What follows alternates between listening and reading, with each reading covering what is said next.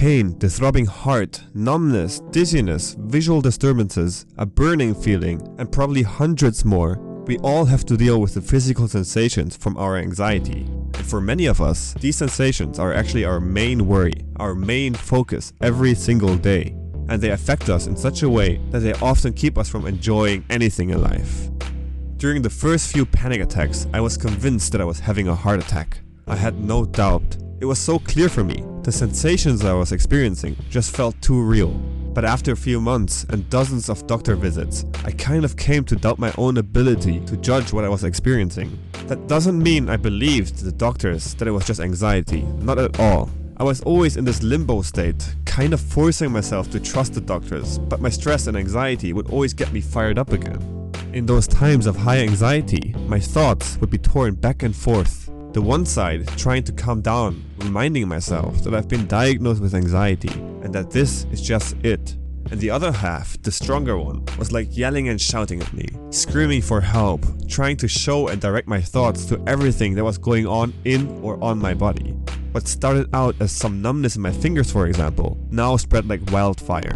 Everything was now signaling in my brain that I was having a heart attack. I had plenty of symptoms, one worse than the other, but all felt very, very real. With every new symptom that came up, and the more I noticed these sensations, the more I lost control over my conscious mind.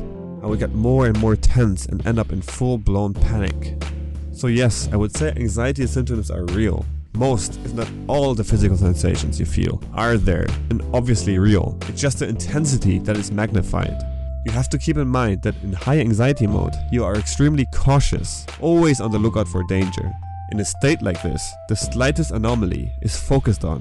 You are already in a physical and mental state that is just waiting to respond to something dangerous. You're convinced that something dangerous is going to happen, and you're basically set on standby in order to react on that threat right away. When you then spot a racing and pounding heart, slight numbness in your face or legs or whatever, it will always trigger further fear. It's like your rational brain is completely bypassed and you do not even get the chance to consciously think about it. Your brain now thinks it has found the source or the reason why you feel the way you do. It will now focus on that symptom just to make sure if it's really there, if it's really that bad, or if it's somehow all just in your head. And guess what? The more you try to reassure yourself that everything is fine, the more you listen in and focus on it, the more intense it becomes. Not just because it fuels your body with more stress, but mainly because you become more and more aware of it. The higher your stress levels rise, the more danger your brain thinks you're in. This translates to being even more aware of your body. Combined with you trying to look for further evidence or actually symptoms that would match that disease or illness you worry about, you will always end up finding more and more strange symptoms that resemble that illness. In a state of high stress, your body will go through plenty of changes. I like to think about it this way.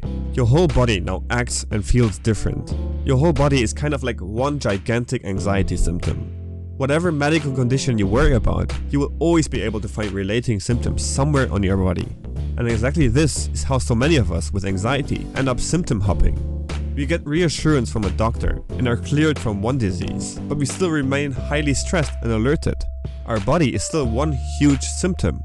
So what happens is that you suddenly feel confident that it's not the heart, but maybe it's something else. Maybe that numbness in your hand is a sign for some neurological disease like MS or whatever. You then end up researching about it, learn more about symptoms of that disease, and all of a sudden you notice them everywhere on you. The sensations that you probably even had before now are intensified because you focus and associate them with something dangerous. I've been stuck in this loop for years and I've had plenty of illnesses along the way that all turn out to be a false alarm. Going to the doctor and getting things checked out is extremely important, 100% agree with that. It's a must do. But after getting the initial reassurance and maybe even a second and third opinion, there must come that point in which you basically give up that search. It will take a lot of discipline and willpower not to succumb to that urge, that itch you feel for that quick feeling of relief. But it's going to be absolutely necessary. Because as long as you keep pushing and forcing yourself to find other reasons on why you feel the way you do, you will for the most part tend to ignore the things you should be concentrating on to recover from your already diagnosed anxiety. Go visit a mental health professional, implement healthy habits and stress coping mechanisms, envision the life you want to live and work on getting closer to that goal each and every day. These have to become your main focus at some point. These are the things that will lower your stress levels and make you less hypersensitive, plus less prone to negativity. Over time, you will return to a calm state, and what is even better is that you will learn how to remain in this calm state, even when things get tough. Check out this playlist if you want to learn more about what I believe is the most effective way to tackle anxiety. Thanks for watching, everyone, and if you're new here and want to see more anxiety-related content just like this one, consider subscribing.